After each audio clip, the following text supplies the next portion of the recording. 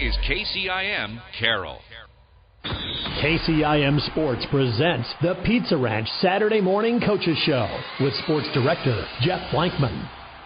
Thank you very much, John. Good morning, everybody. Welcome to the Pizza Ranch Coaches Show on this Saturday morning. Of course, the playoff football pairings coming out at 10 o'clock this morning. I'll get the website updated with where everybody is, who's everybody's playing, and where everybody's going to be playing their games, and which games that we're going to be broadcasting. We'll talk with our area coaches here this morning from Carroll and Kemper. So we've got Ryan Steinkamp, Craig Rowetter, Thomas Nelson, Deb Danner, Rusty Wintermode, and Michaela Klink all set to join us here in just a few minutes. But we're going to run you through last night's scoreboard here real quick. We'll tell you who's in the playoffs and who's out of the playoffs based off of last night's results. Again, pairings, though, and matchups will not be released until 10 o'clock this morning. Class 2A District 8, Kemper swept by Southeast Valley 28-0. They are the district champion. Roland Story beat Sadell 49-0, and it was Des Moines Christian over Greene County 34-33.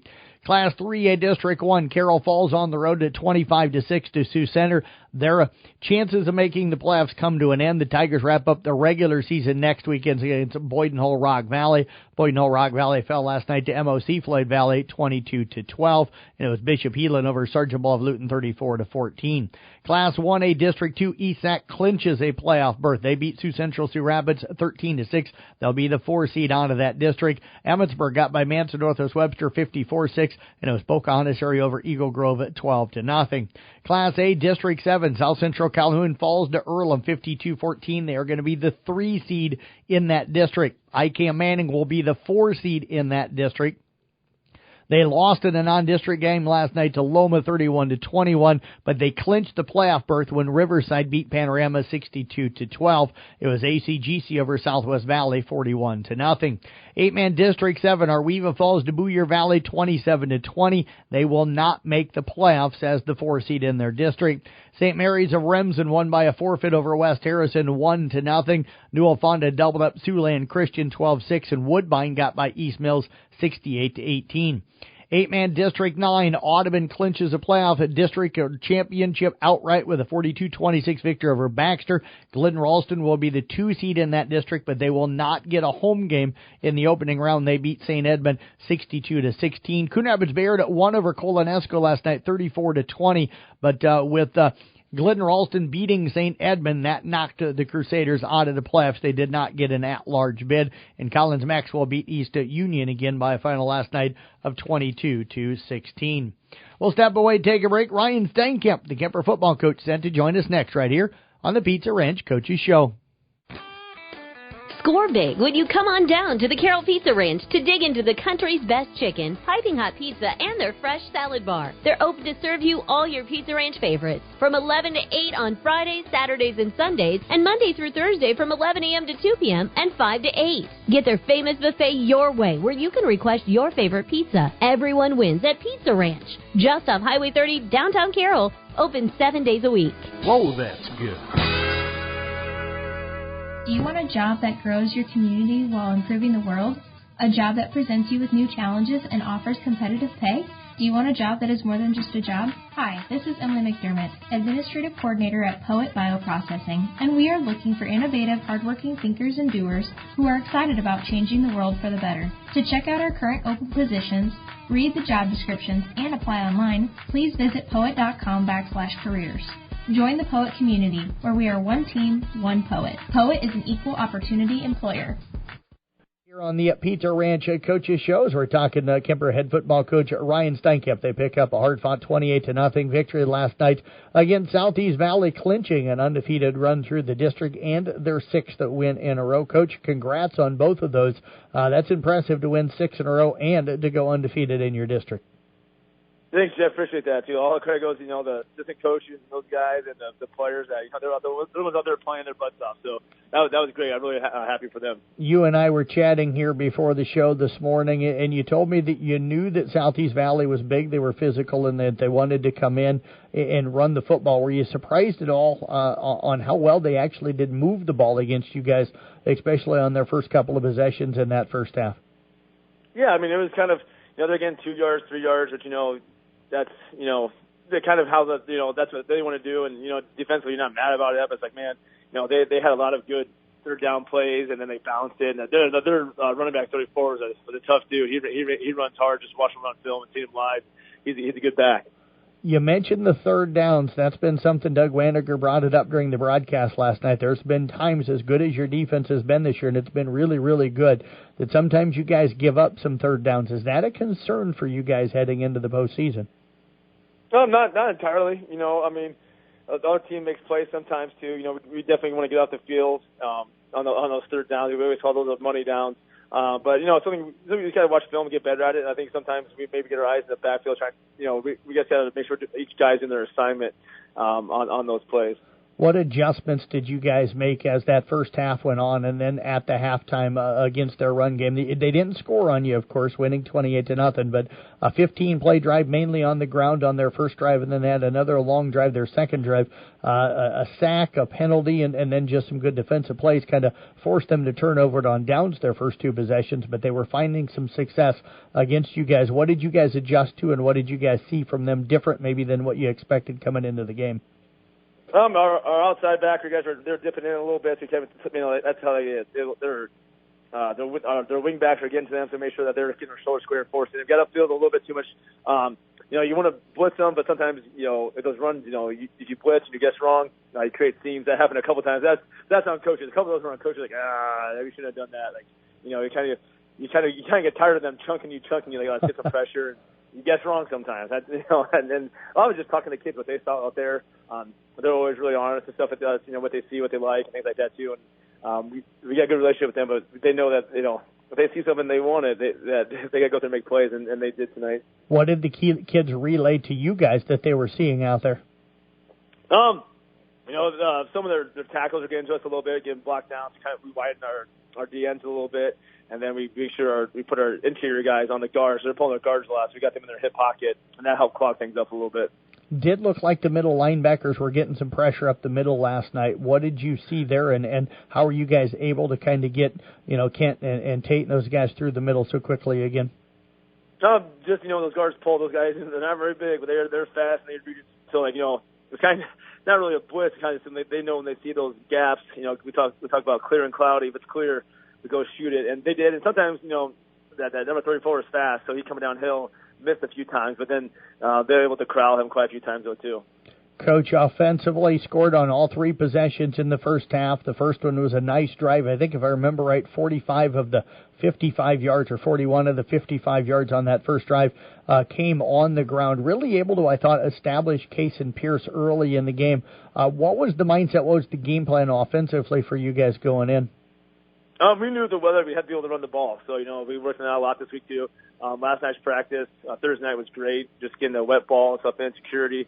The running backs did a great job of that. And he told me, you got to hit the hole hard, and the O-line keep chunking and keep pushing.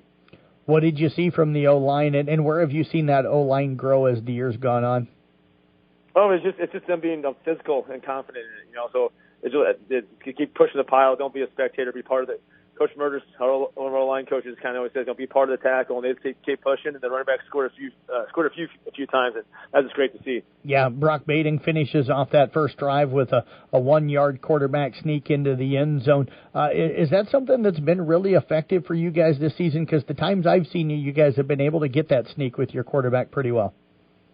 Yeah, I think we run a little bit different bit of I formation, putting the receivers out there. Because we have great athletes when getting the ball in space. So a little bit, there's no tight end, so the linebackers can't be crashing in. They have to be ready to help out in those passing games. So they just see the window, the O-line fires out, and it's great to see the kids executing that. Second drive started like the first one at your own 45, able to score on that one as well. You guys had jumped out big on other teams in the first quarter. This took you to the second quarter, partially because each team had one possession in the first quarter. That was one of the fastest first quarters I think I've ever watched and called a game for. But to be able to score on those first two possessions and really establish the ground game, what does that do for this team in the future, not just for last night? It just gives them confidence, I think it helps our defense play a little more confident as well, having a little bit of a cushion. So, yeah, that's just good complimentary football. Will Simon scores your third touchdown last night with a run. It was a 17-yarder. man, I called him John Riggins during the game last night. He just, there was a couple of times guys got bodies on him, and then he literally just kind of chucked him off to the side. I was so impressed with the physicality that he ran last night. Yeah, he's been having a great year for us, running the ball, just kind of old school football downhill. And that was awesome. I looked away a few times too and kept hearing cheer. I couldn't really see it. It was on the far side of the field. That'd be a fun one on film. But yeah, he just kept those feet moving, shoulders low, and that was a great play by Will. Second half, not a lot of offense, but the defense comes up with 3 interceptions. What did you guys take away from the second half last night? You did get the 1 touchdown late to make it a 28-0 win. No, you just gotta keep playing, finish the game. I thought our defense was really locked in. We haven't had a goose egg all year, and those guys really wanted it. And our DBs were paying attention. We softened them a little bit, just because it wasn't the best passing conditions. Where I wanted them. I told them I want you guys to be ball hawks. That ball's in the air. I want it to be ours, and they were all over it. So that was a great job by them. Coach, I know right now we don't know. Brackets and pairings don't come out. The pools don't come out until 10 o'clock this morning. But thoughts on what you guys need to do to make a deep run and maybe get to the Dome and do some damage there here in the postseason? I'll just take it one game, one play at a time. Playoffs, anything can happen, but we don't go too far ahead. And our guys are locked in right now. And I told them enjoy this one until 10 a.m. I'll be hitting refresh, trying to find out who we get and stuff like that. And so excited for the opportunities ahead of us. Well, Coach, as always, we appreciate you joining us here on the Pizza Ranch Coaches Show. Enjoy the weekend, and like you, I will be hitting refresh at 10 o'clock this morning. Yeah, hey, I got to give one shout-out, too, to the special teams unit, and Tommy Fitzsimmons broke the PAT record. Yes. Most made PAT, so that was awesome. I know he put in my ear a little bit. I teased him on that last one. I gave him a fake call, but he was into the wind, nasty conditions. So shout out to all of the line and Tate Snapping, Jake Holden. That's a unit. They put the time in, so it's great to see Tommy have that success. Yeah, he's had a heck of a year and a heck of a career to be able to do that. So congratulations. I know we mentioned it during the broadcast last night as well. So, Coach, as always, appreciate it. Enjoy the weekend. Thanks a lot, Jeff. Head coach Ryan Steinkamp again with the Kemper Knights. Again, they knocked off Southeast Valley last night by a final of 28-0. They await that first-round playoff opponent coming up later on this morning. Back with head coach Craig Rowetter from the Carroll Tigers next here on KCIM. Eco Water Systems of Carroll having a one-day salt sale today, 8 to noon. 50-pound bag of salt, $7.50 tax included. Cash and carry. Save $100 on Eco Water water softeners and reverse osmosis drinking water systems. Eco Water Systems of Carroll having a one-day salt sale today, 8 to noon. Eco Water, your water perfected. Pizza Ranch Coaches Show here on 1380 AM, 95.1 FM KCIM. Jeff Blankman joined right now by Craig Rowetter, of course, the head football coach with the Carroll Tigers. And, Coach, as always, it's good to catch up with you. Yeah, Jeff, thanks for having me. You bet, Coach. You guys last night traveled up to Sioux Center last night, ended up falling there, the district champions and a big physical football team. And weather didn't really fit you guys too well last night, the way it sounds, and didn't help out early in the game. Yeah, it was kind of, same weather for everybody, but it was definitely a soaker. We figured we'd get some weather, but it was constant rain and, provided some difficulty for us early on. Had to make some adjustments as far as shotgun versus under center. And like I said, the Sioux Center was playing in the same rain, but their size and, physicality up front it probably aided them a little bit in that regards, but the kids fought hard. They knew it was the same weather for everybody, and we fought through the rest of the game. What did you guys try to do offensively, and did you find some things that were able to work? Yeah, well, when we successfully got a shotgun snap and handle on the ball, we were able to run it, kind of like we repped all week, but it was just seemed like we'd get a positive run, and then we'd have a mishandled snap that we'd have to fall. You'd gain 6 yards and then lose 5 on a bad, not necessarily a bad snap, just not being able to really handle the snap. And then so we did go under center a little bit more. That we've done that, throughout the year, so it wasn't completely foreign to us. But again, it made it a little. It negated our slight edge and speed and couldn't really, get to the outside edges quite as easy. Is that what you guys were using early on when you were having the success, was getting to the edge? Well, that was the plan anyway. Yeah, we were able to, get our down blocks and our sweep play off the edge. That it was working early on, and again, it's just tough to be running the ball when it's 2nd and 13 or so, or 3rd and long, and but the weather did, kind of dictated some of that with it was a straight north wind and rain, so we were going into that the first quarter, and so it kind of pinned us. It was tough to punt into that too, so that kind of had us playing on one side of the field most of especially the first quarter. Coach, defensively, how'd you guys play? You held them to 25, which is probably one of their lower outputs, I'm imagining, this season. Yeah, and really, I mean, one of those was set up by, again, we just didn't move the ball very well on offense, so it was kind of a short field for them.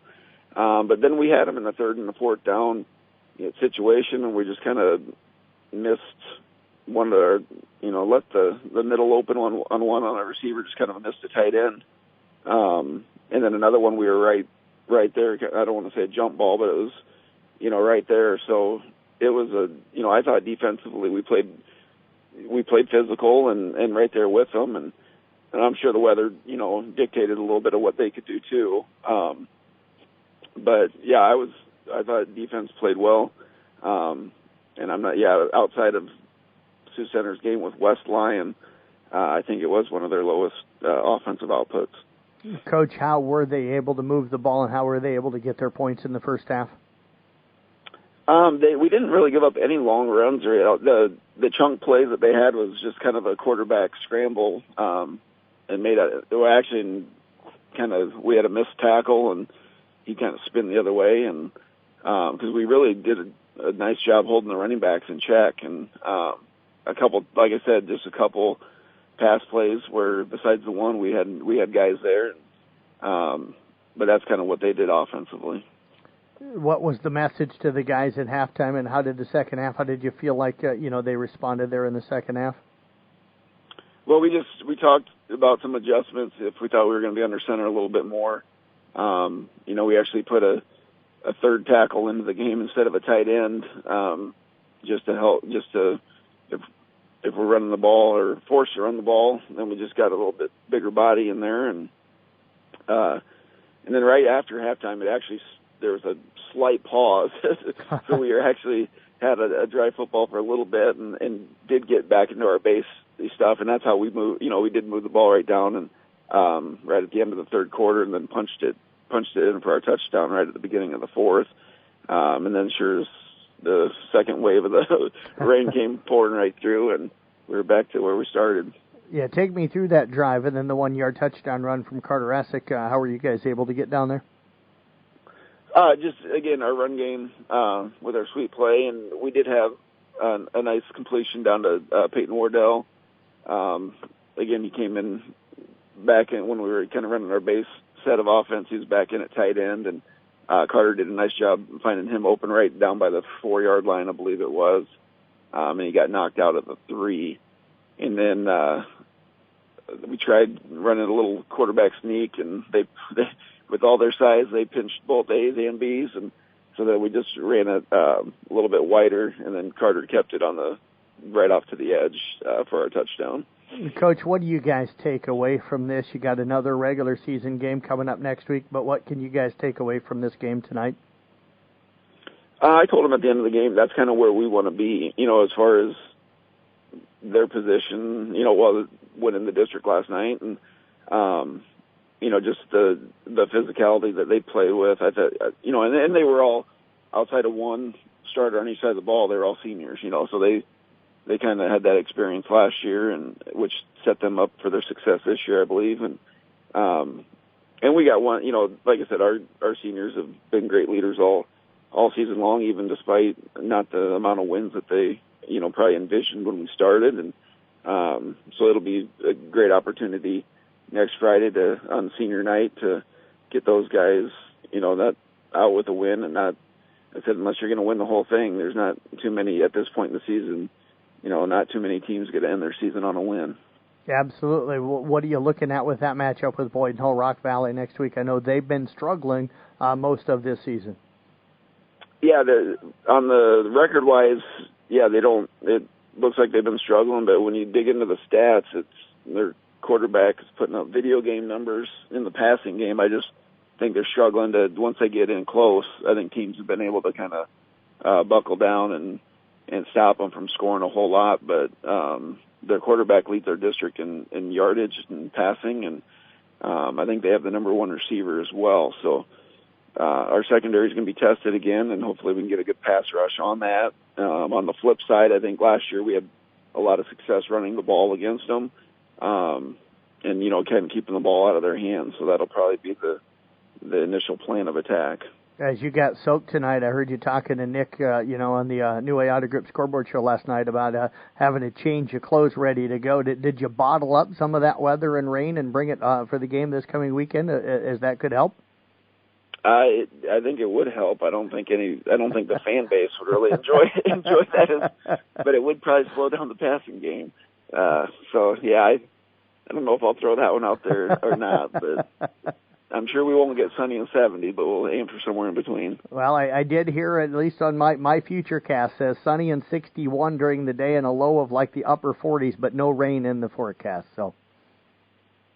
All right. Well, see, I don't know. That's the best job in the world, meteorologist, because you don't have to be right and you get to keep your job. Absolutely. We'll see if you got a good rain dance this week, right, Coach? Yeah, we'll work on it. Craig, as always, we appreciate all of the time you guys give us here. Look forward to seeing you guys next week as I get that chance to call that game coming up next week. Sounds good, Jeff. And like I said, we appreciate all the coverage all season long, and go Tigers. Head coach Craig Rowetter again with the Carroll Tiger football program. We're back with more from the Pizza Ranch Coaches Show. We'll have Thomas Nelson. He'll be in to talk cross country next, right here on KCIM. Hey, life doesn't stop when cancer starts. After diagnosis, treatment is vital. But for some, just getting there, to appointments, chemo, or radiation, is a major challenge. You can change that. Volunteer to give rides with the American Cancer Society Road to Recovery program. Driving for a few hours of your day can make a life-saving difference for someone with cancer. Visit cancer.org/drive to learn more. Thomas Nelson, the head boys and girls cross country coach of the Kemper Knights, joining us here, of course, on the Pizza Ranch Coaches Show on this Saturday morning. Knights ran Wednesday down in Glenwood at the Hawkeye 10 conference meet. Coach, as always, thanks for the time here this morning. It is always great to be here. Coach, let's start off. We'll bounce back quickly to Wednesday. Hawkeye 10 boys finish up in fourth. Looked like a pretty good race. You had Jacob and Ryan both in the top 20. Dayton had an outstanding day the way it sounded as well. But I think you were fairly happy with how things went for the boys on Wednesday. Yeah, we ran a lot of really great races. We had 6 of our boys run their best times of the year. 4 of them had their career PRs. Jacob got 10th and just ran a really solid race the whole time. So the boys came out and really competed and had just really solid races. Hawkeye 10's pretty loaded with Glenwood, LC, Clarinda. There's some really good teams, and they had a lot of kids run really well too. So it's one of those things where we did really well and have a lot to be proud of from the meet. I think specifically Charlie Bading was really competing to hold on to his varsity spot, and he PR'd by like 30 seconds, 40 seconds, wow. 18:38. As a freshman, that's a really awesome thing for him. So we're really happy with how we ran. Coach, and real quick, kind of a quick turnaround and change for you guys. You guys were scheduled to host on Thursday. There wasn't a very good weather day scheduled for Thursday, and it played out that way. So you guys able to get it moved to Glenwood on Monday to be able to be run on Wednesday. How did that change the mental part of it and the prep part for you guys going down there on Wednesday? I think, our kids did a really good job pivoting from, hey, we've got a home meet to we're going to Glenwood. That's what it is. We've been there. We've ran there before, and we like the course.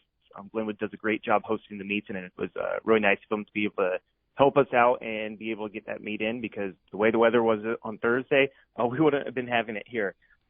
So our kids did a good job. Just, we ran there at the beginning of the year and our kids ran really good times. So I think that helped a little, just being like, hey, we've ran here before and we like it.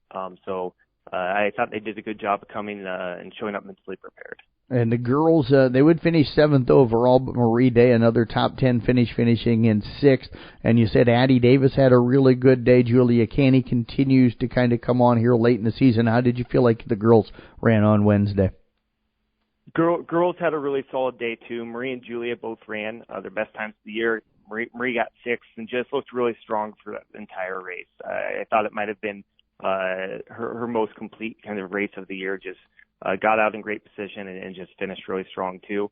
I thought Addie's kind of been PRing a lot this season, just bringing in a couple seconds down each meet. And she took a big jump this meet and getting it all the way down to 23:43. And I really challenged her earlier in the week that, like, hey, for you to get a big PR, you're going to have to try to do some stuff you haven't done before, and it's not necessarily going to feel great, but, like, you can do it. And I thought she really embraced that mentality and performed really well. Coach, how tough was the field for the girls' side? We know how strong the boys. Was the girls' side just as strong? Yes, the girls' side's absolutely stacked.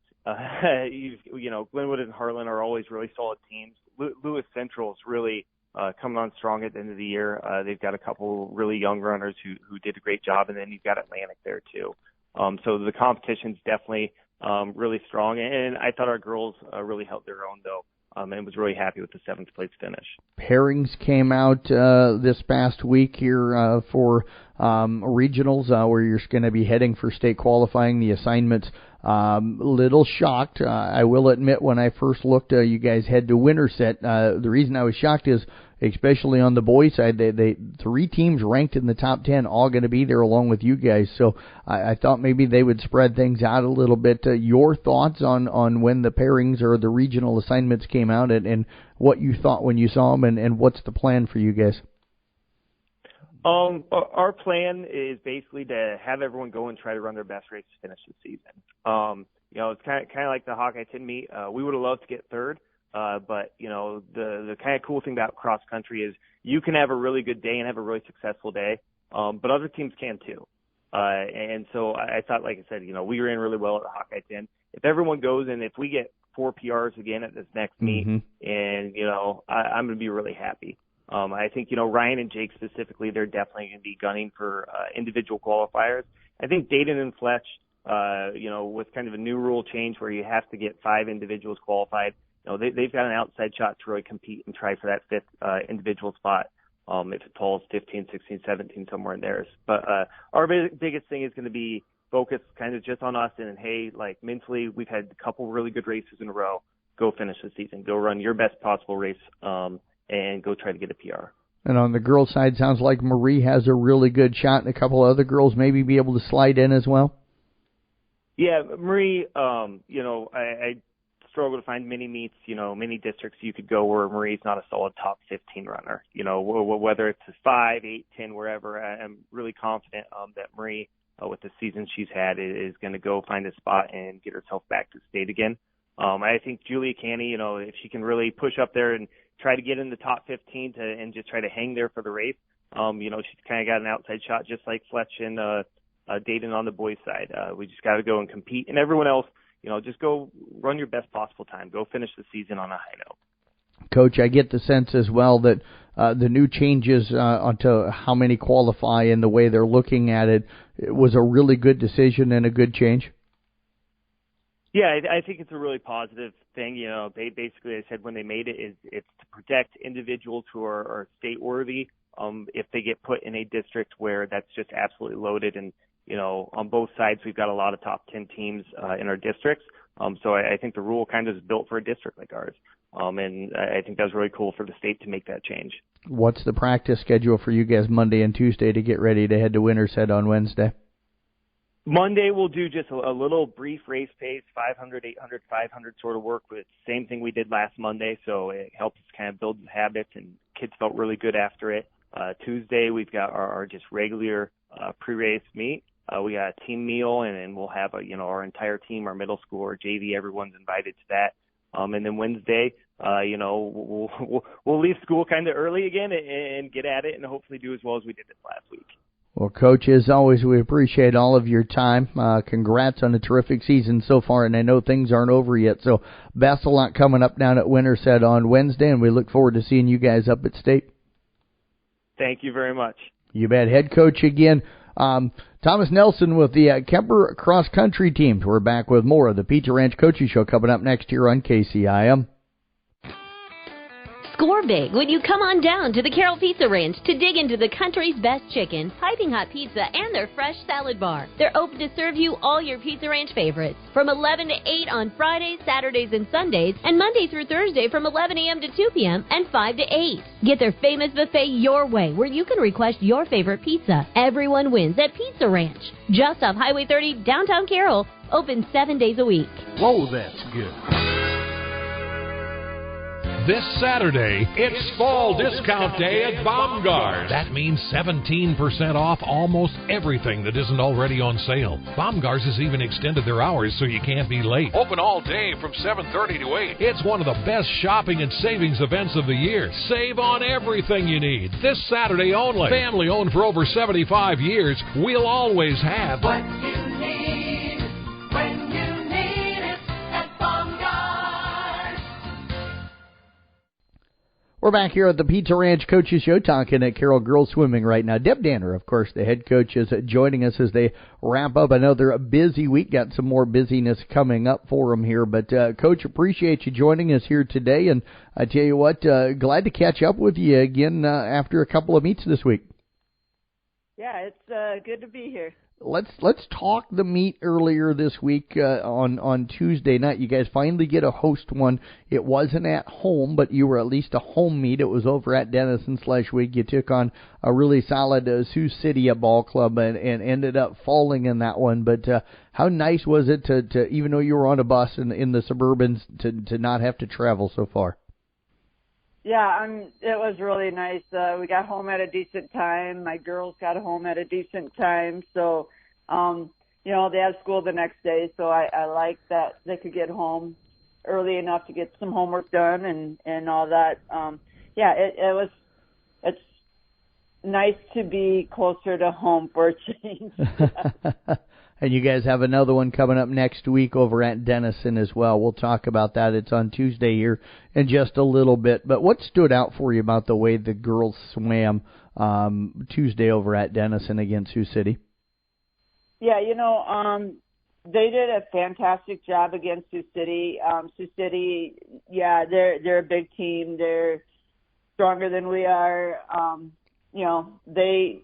They have some advantages over us, but the girls, they don't quit. They keep trying. They swim as hard as they can. They give it everything they got, and I'm just really proud of that. They fought hard for some really good races, and they did great. We had a few wins in there, and we showed Sioux City that we can compete. So it was a really good meet for them. Had you guys had a chance to be in that pool before Tuesday to get a comfort level with it being a home meet for you? No, we hadn't been there yet. For some of the girls, it was a new experience. A lot of them have swam at that pool over the summer. So, they have some experience in there, but a few of them haven't swam there yet. And, they adjusted, they adapted to the pool with real ease. So that was really good for them. Coach, Amelia Holt really sounded like and looked like she had a good meet on Tuesday. How'd she swim? Yeah, she did fantastic. She had a really good swim. Her 100 fly is her personal best so far at a 104.98. That was fantastic to see. Hopefully we can see her pull that off again, a couple more times before regionals, because then she should be able to do very well in that. And then, her leg in the medley relay was amazing. She won a 27, I don't remember, 27 something, in the 50 fly. So, that looked really good for the team too. She just had a great swim. She swam the 200 freestyle at a 2:07, and we tried out some different events with some different girls and just to see what we could do. And, they did a fantastic job. Coach, I was going to say, mention in a relays, trying out some different girls, different events. That 200 freestyle relay team of Allison Drake, Miranda Gruber, Lydia Dose, and Leah Nystrom finished third. That's a group of girls there that we probably haven't talked about a whole lot this year. No, and we really haven't. And they are doing a fantastic job. They're pulling in some points for us at meets, and it's great. And, we're seeing them drop time quite often at different meets. And, so the more time they keep dropping, the better they're going to get.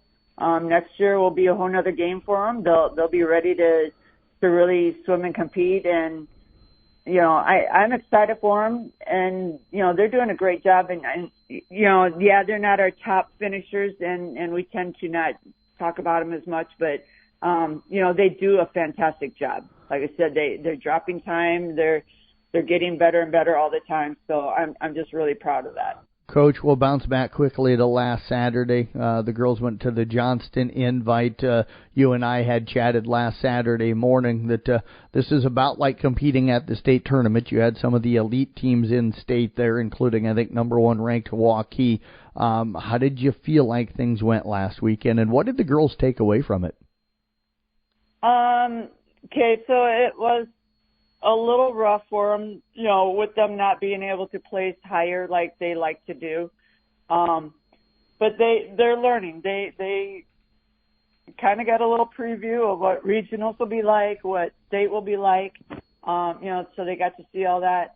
We did have some good times. Some girls swam some very good times. Emma managed to bring her breaststroke time down to a 107.24, so it's a little bit lower than what she had gotten up at Fort Dodge. So, and it's still qualified. We're still good there. But, a lot of the girls swam some personal best times. They had the competition there to help push them along. I know it was frustrating for them because, like I said, they like to place a little higher than what they did. But they swam very well. They swam very well for what we've been doing all season. So I have no complaints about that. Back at it again today. You guys are headed down to Council Bluffs for the Lewis Central Invite. This is usually a strong field as well. Thoughts on what the plans are for today? Yeah, we're just going to go out and give it everything we got. We're kind of putting together what I'm hoping is a stronger lineup. And hopefully we can pull off a few wins, and hopefully it'll be a really good meet for them. But yeah, we're kind of winding down the season, so we're getting to that point where the girls are kind of swimming a lot more tired, and it's a little harder to keep swimming hard. But they know we go through this every year, and they know what they need to do, and I'm positive they're going to come out with some really good results. And then you guys back in Denison on Tuesday night, another home meet against Council Bluffs Abraham Lincoln. That's a 5:30 start over there. What kind of jumps do you expect to see the girls make now with the second meet at that location? Yeah, so now we are practicing over there now, so we are getting a good feel for the pool over there. With the aquatic center closed now, we are swimming at Denison and at Manning to get our practice in. So we've been over there a couple of times already now. So they're getting used to that pool, and that's really going to help, especially with turns, understanding the walls better. And we got some good starting blocks to practice on. And yeah, I think it's going to go very well for them.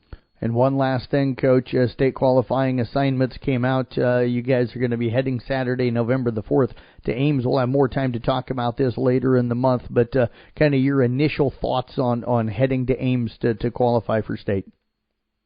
Well, first of all, the girls are very excited because we've never swum at their new pool yet, so that'll be a lot of fun. I'm excited to go there. Excuse me. But yeah, we're going to have some good competition over there. And my understanding is it is a very fast pool, so I expect to see some just crazy fast times. Well, Coach, as always, we appreciate all of the time. Best of luck down at Lewis Central coming up. We'll see you guys Tuesday over at Denison, and we wish you luck with that one as well. Great, thank you. Head coach Deb Danner again with the Carroll girls swim team, back with more right here on KCIM. A highlight home from Mid-Iowa Real Estate, 2015 Quint Avenue. Very spacious 4-bedroom, 2-bath area ranch-styled home on a corner lot. Beautiful updated kitchen with an island and stainless steel appliances included. Large living room with a patio door that leads to the covered patio. Recently remodeled basement with lots of storage options. Double car garage but a 3-wide driveway.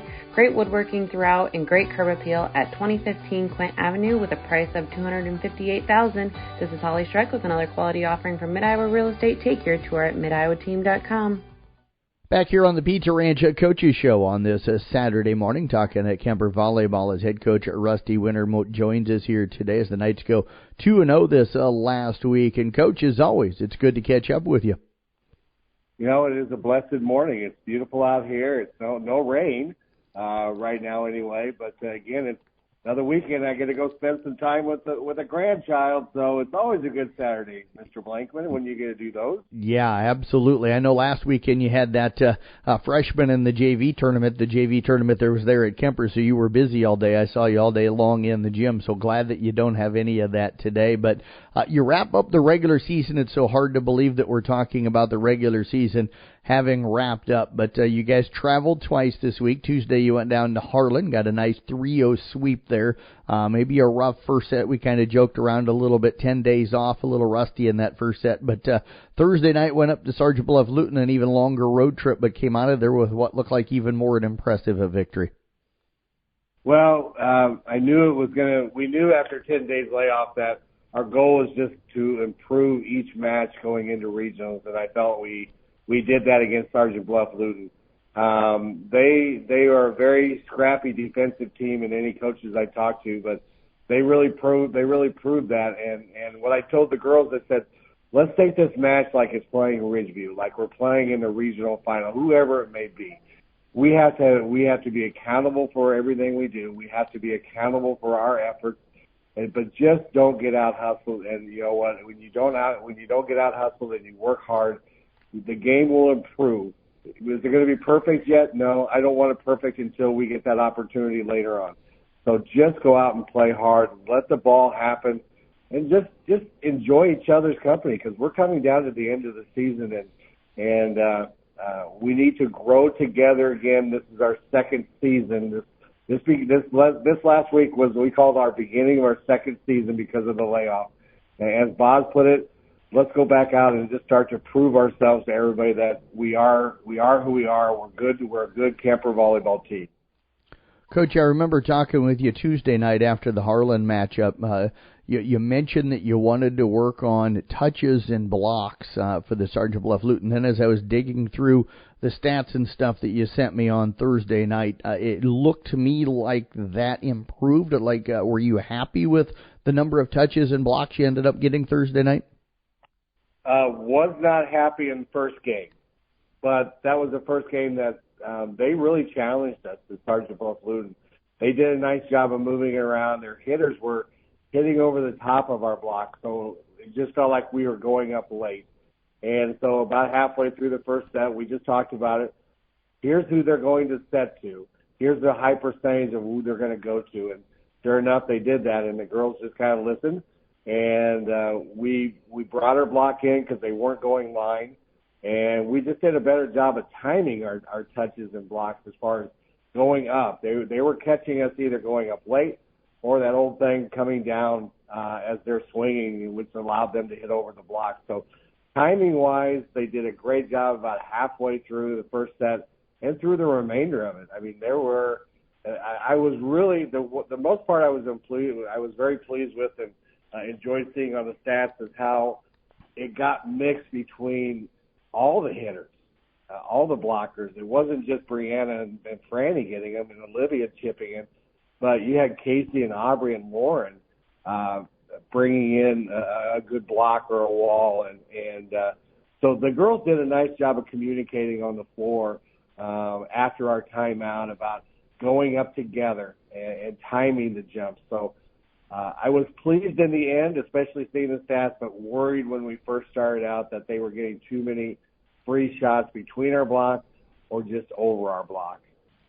Coach, I know you mentioned here a moment ago that you wanted the girls to go out and play well, but you don't want to be playing your best until you need to in the postseason, which gets underway for you guys next week. How close do you feel like you are heading into the postseason of playing as well as this team can possibly play? I don't think we're close yet. I really don't. And I only say that because of the big layoff we had. I really feel like we're still playing better than we were before the layoff, but I still don't feel like defensively we're as good as we can be. There's still that old adage, when you don't see a lot of something, you don't get in a rhythm of something. And my back row started to get into that rhythm last night. They really moved well on their tips, and as the game went, and their down balls, the back row got to corner shots a lot better as the match went. So I believe once I see that the back row is now feeding off of what the front row is doing defensively, we're going to be a very tough team.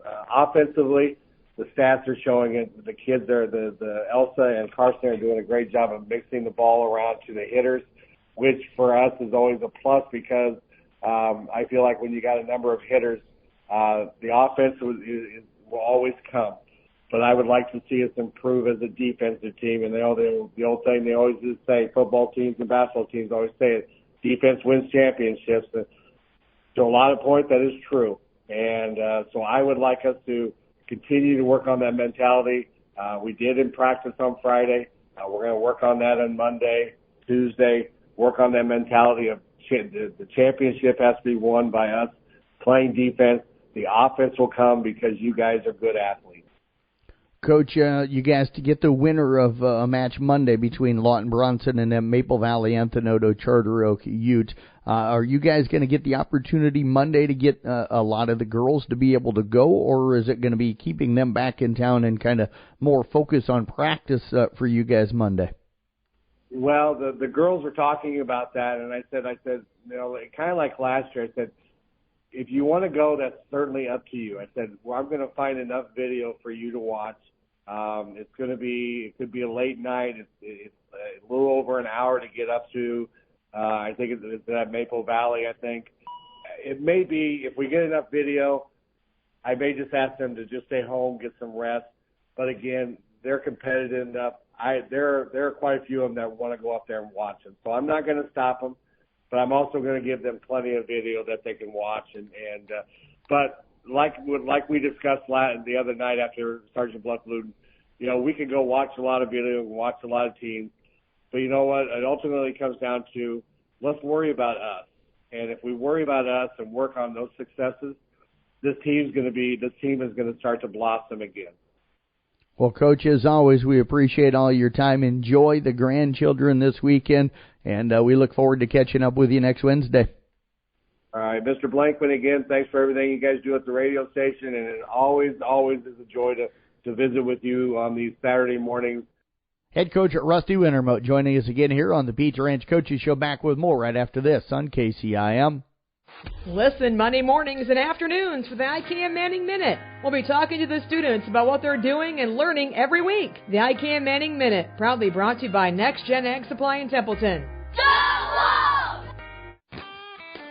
Score big when you come on down to the Carroll Pizza Ranch to dig into the country's best chicken, piping hot pizza, and their fresh salad bar. They're open to serve you all your Pizza Ranch favorites from 11 to 8 on Fridays, Saturdays, and Sundays, and Monday through Thursday from 11 a.m. to 2 p.m. and 5 to 8. Get their famous buffet your way, where you can request your favorite pizza. Everyone wins at Pizza Ranch, just off Highway 30, downtown Carroll, open 7 days a week. Whoa, that's good.